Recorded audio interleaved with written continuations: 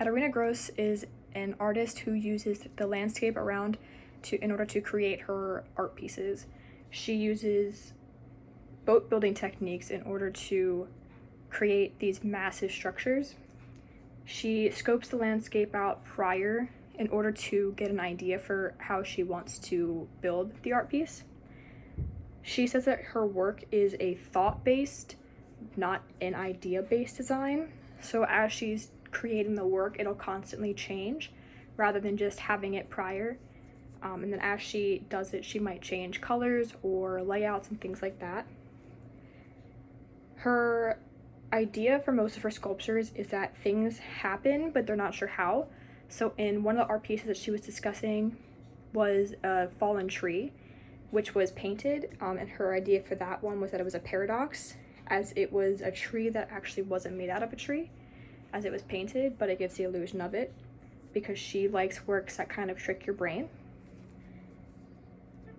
She prepares for her sculptures by building a smaller rendition model of the space and what she wants to happen, and then she discusses with an entire team as to how to go about building it and how to go about designing. One of the people on her team is her brother, who is an engineer, and he's a very big necessity for her team, as she's going to need someone to help in the engineering process. So she's also worked with boat builders as well as various engineers in order to create the structures to ensure that they're going to hold up structurally. She started her work because her mother urged her to design, because she saw that she had a visual talent, and then from that she began. She also used to go hiking a lot, which helped her kind of think about how to use the landscape designs in order to create her sculptures. In the one that they were talking about in the beginning, she was building, it kind of looked like driftwood in a forest.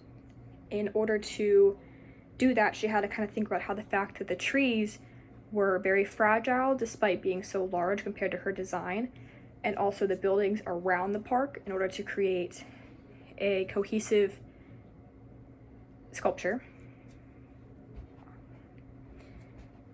And then in order to create her shows, she will also create 3D models of the actual space in order to design how she wants to make all the layout for her art, because she prefers not to put up individual walls just to throw up her art. She prefers to have everything be kind of cohesive and thorough.